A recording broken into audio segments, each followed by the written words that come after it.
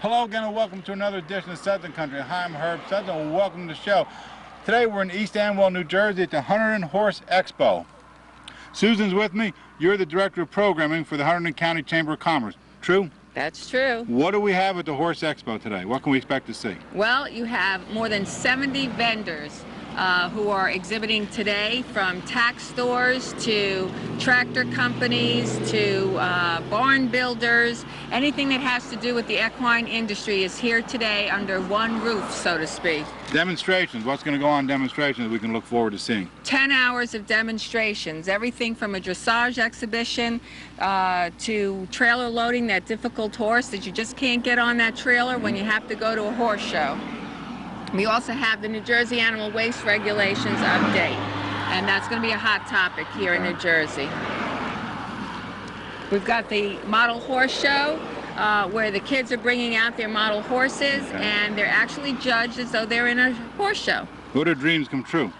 Dreams Come True is the therapeutic riding program of Hunterdon County. Part of the admission fee for the Hunterdon Expo is for the Dreams Come True therapeutic riding program, and it's also going to the Hunterdon County 4-H as well. The Hunterdon County 4-H is also one of the sponsors, along with Hunterdon County Freeholders, the Ramada Inn of Flemington, Hopewell Valley Community Bank, Wydell Realtors, Rosedale Mills, and the Hunterdon County Democrat is also the media sponsor. So we've gotten a lot of support right here in Hunterdon County for this incredible event. First year for this? First year for this, and we're going strong. Next week we're going to start planning next year. Well, I'm glad I'm part of the ground floor of this. I'm glad you came. Thanks, Susan. Thank you. We look forward to seeing all this. Well, we're here at the Hunterdon Hills Pony Club, part of the expo. Bob, how you doing? I'm doing great. It's a great day. It's great to see all the pony clubbers out. We did a little gincana, or for you Western people, but games for Pony Club. It's a big part of Pony Club, and the kids learn steering skills, stopping skills, and they can do it all while they're playing a game with apparatus. Some of the games have hockey sticks, some have flags, some are the bending poles, traditional games you might have seen already, horse people. And now we're doing, back in the background here, polo cross, which is a big game because Pony Club is across the country and across the world. So polo cross is big in New Zealand, Australia, and here in the United States, especially with our older kids. They love the game. It's fast-paced, a lot like polo, but more like lacrosse on horseback. Kathy, what position do you play? I am the regional supervisor. I'm the person in charge of all 9 pony clubs in New Jersey. We have about 200 kids in our 9 clubs.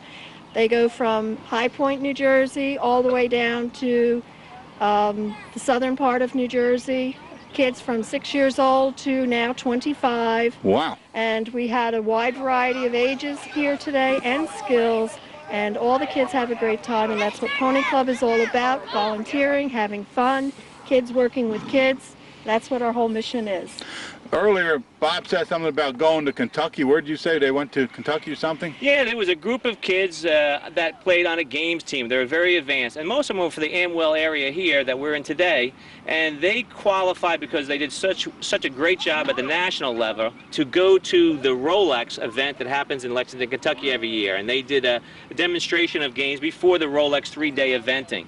And it's called the Prince William Games. And Prince Philip Cup. Prince Philip Cup, thank you. Prince Philip And they Cup. do a great job there. It's very exciting for them. Well, Yes. Thank you, too, for being on the show. Appreciate it. We have Mike here, owner of Center Ridge Farm. We have Charlotte behind us on the horse. Welcome to Southern Country. Welcome. Okay, Mike, welcome. Tell us about Center Ridge Farm. Center Ridge Farm is located in Ringo's, New Jersey. We're a family-owned business, and we board and have a full line of lessons training with Charlotte as our trainer. Charlotte, tell us about the demonstration you can put on, a little bit of history about yourself. This is a little musical ride that I put together with the students that I teach and the adults in the barn that trail ride. At Center Ridge we do a little bit of everything. This is a performance that I used to do at rodeos for the opening. So we all got together and put it together, and that was that. I heard it's patriotic. Very. Well, how long did it take you to choreography this demonstration we're going to see? Well, not everybody made it to every practice, so if you can imagine, we bit and pieced it together. Some of us were there for all of them. Some have only practiced a couple times, so it came together pretty good. Came together good, huh? Yep. We're going to look forward to seeing that right now. It's easy when it's about the flag. How long? Yeah, anything patriotic. How long have you been riding, Charlotte? Since I was 3. Okay. And I'm not going to tell you how Oh, long. no, you've been around. You've rode for a couple of years already. Well, thank you for being on the show. Appreciate it. No Mike, problem. thank you very much. Thanks for having us. All right. Well, we have Gabrielle here, Executive Director of Dreams Come True. Tell me about Dreams Come True and welcome to the show, Gabrielle. Thank you very much. Dreams Come True is a therapeutic riding program in Pittstown, New Jersey. We provide riding lessons and horse showing for children and adults age 3 through, our oldest rider is 80, Wow. actually. It's a fantastic program. We serve able-bodied and disabled riders. It's an inclusive program where the whole family can participate together. The rider learns to ride as independently as possible based on their own ability. Today you will see riders of different abilities. Some of our riders need leaders and sidewalkers, and they will always need leaders and sidewalkers. Some of our riders can ride independently. How many students do you have there? We have 250 students and 120 volunteers. Wow. And we can always use more. And how many horses?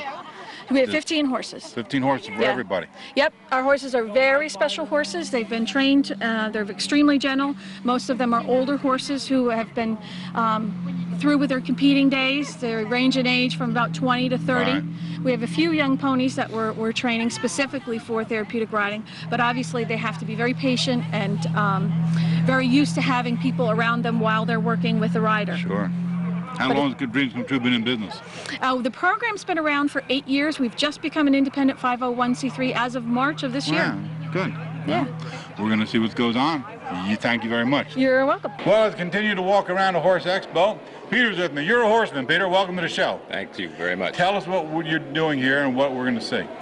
Well, I had a 10-year-old standardbred that had never been ridden before. He'd just come off the track about 6 months ago, been turned out, and they wanted me to get him ready to be ridden. So we had him out in the round pen, and we just got him fixed up somewhat so we could get the saddle on him and take him for a ride. How long have you been a horseman? All my life, basically, but probably, I would say the last 17, 18 years, been doing it for the public. Doing for the public. What are you training? Start colts, basically, and fix the ones that have had trouble with people, and need to get get themselves sorted out. Tell us about some of the techniques you're using here today. Well, first I put the standardbred on a halter rope. Got him used to the rope, touching him all over, then was able to move his hindquarters and move his front quarters. Then I introduced a flag to help me get that done a little better. And I think I finished off with just using my lariat, the coils of my lariat, to basically do the same thing, get control of the hindquarters and then move the front quarters across to get them soft. You're located in Stanton, you told me. I'm over in Stanton. Stanton, yeah. New Jersey. Yeah, that's my home base, but I travel quite a bit across the country, and I've been out west, Texas, Colorado, Kansas over the years, and work on different ranches and bring everything I learned back here and try to help the horses back this part of the country. Where are the horses the hardest to train? Out west yet? No, a horse is a horse. Horse is a horse is a horse. A horse is a horse, and they all basically have the same needs and the same things work on any animal. What's the youngest one you ever trained? Well, you get a horse little that start out little guys? Yeah, just a couple days old. You can start to fuss with them the day they're born. You can do a little bit with them, but I generally start the colts at 2 years of age, 2 to 3, somewhere in there. Peter, thanks for being on the show. Oh, thank you very much. Appreciate it. Well, my friends, as we close this edition of Southern Country at the Horse Expo in East Amwell, Lillian's here, and Lillian's been judging small horses. Yep, model horses. Model horses. We've been watching big horses all day. Tell us what you look for in judging and what a person has to do to be a prize winner. Okay, well, these horses are actually original finish, which means that's the way they were made in the factory. But even though they're made in the factory, they're mass-produced, there's still differences between them. And also, as you keep them, they tend to get a little banged up. Like, this is a nice little horse, but he's been well loved by Olivia. Okay. And you can see he's gotten a little scratched up on his nose, so that's going to hurt him in the class. We also look at, this is the winner of the class. It's got a real nice paint job. It's very realistic. You can see like real horses will have dapples. There's no major, you have to look at the way they sand the seams down. Sometimes if you get one that's made at the end of the day and whoever's making it's tired, they don't sand the seams as well. You get paint drips. You get what's called overspray, where they're painting the mane one color and it sprays over onto the body. That's one thing you look for. We also look for scratches, and just like real horses, they got to be cleaned up before you bring them to a show. So if they're dirty, it's going to count against you. What qualifications do you have being a judge, Lillian? I've been a model collector for about 20 years. I was a 4-H leader. I actually had a model horse club. Now I have a real horse club. We still do some models. I actually run the state 4-H model horse show. I've been doing this for a while. Well, you got some credentials behind you. Yep. Thanks for being on the show, Lillian. All right.